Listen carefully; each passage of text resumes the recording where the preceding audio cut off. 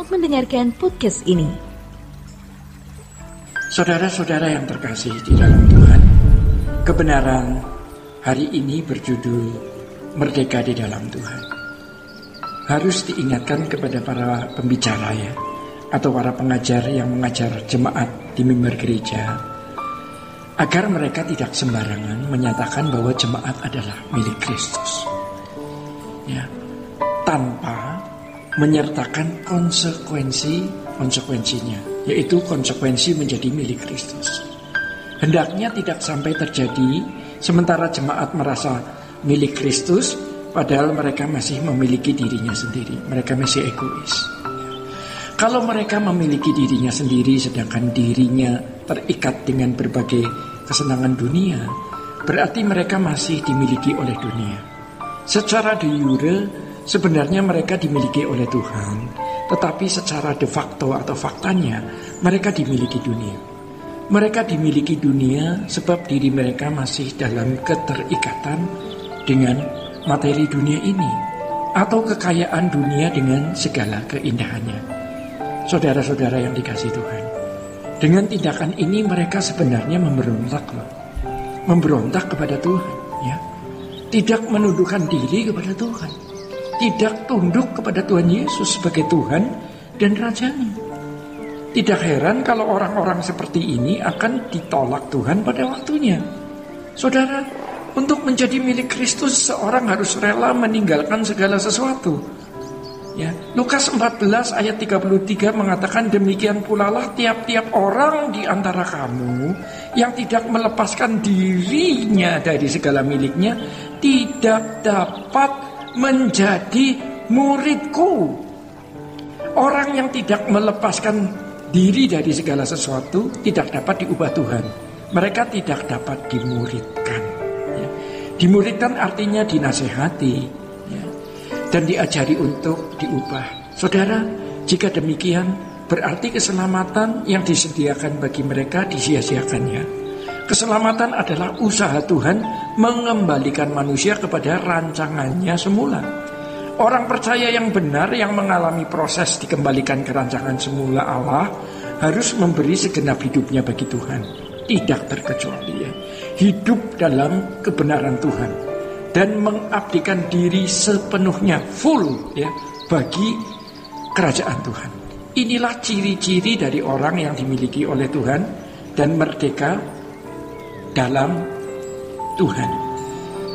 Hidup tersebut di atas terkait, ya, atau sejajar dengan pernyataan Paulus bahwa jemaat Roma lebih dari pemenang. Menang di sini artinya unggul. Menang bukan dalam arti fisik, menang bukan dalam arti kekayaan politis dan segala aspeknya. Sebab hal-hal tersebut bagi jemaat Roma tidak berarti sama sekali. Mereka adalah orang-orang yang tertindas, miskin, dan lemah. Menang yang dimaksud adalah menang sebagai orang-orang yang dikasihi oleh Tuhan dan memiliki janji dimuliakan bersama-sama dengan Tuhan Yesus. Dalam hal ini jemaat Roma lebih dari orang-orang penduduk Roma lainnya yang menang atau memiliki kelebihan secara jasmani, ya, secara politik, kekuasaan, ekonomi, dan lain-lain sebagainya. Oleh sebab itu hendaknya pembicara di mimbar tidak sembarangan mengatakan atau menyatakan bahwa semua jemaat yang ada sekarang ini adalah umat pemenang, tanpa mengajarkan perjuangan yang harus dijalani seperti jemaat Roma yang telah berjuang dan setia sampai akhir. Setiap umat pemenang adalah mereka yang memerdekakan diri secara aktif untuk lepas dari belenggu dunia, untuk masuk dalam belenggu Tuhan. Lepas dari belenggu dunia untuk masuk dalam belenggu Tuhan. Jadi saudara-saudara, pernyataan Paulus mengenai lebih dari orang-orang menang sebenarnya ditujukan kepada jemaat Roma yang sudah teruji perjuangannya, sehingga pantas disebut demikian. Hal ini tidak bisa ditujukan kepada semua orang Kristen, tetapi hanya untuk mereka yang sudah berjuang seperti jemaat Roma. Jadi saudara, bagaimana bisa dikatakan menang jika tanpa perjuangan? Menimbang hal ini, hendaknya kita tidak sembarangan mengenakan ayat Roma 1, ya, pasal 1 ayat 6 tersebut kepada sembarang orang Kristen zaman ini.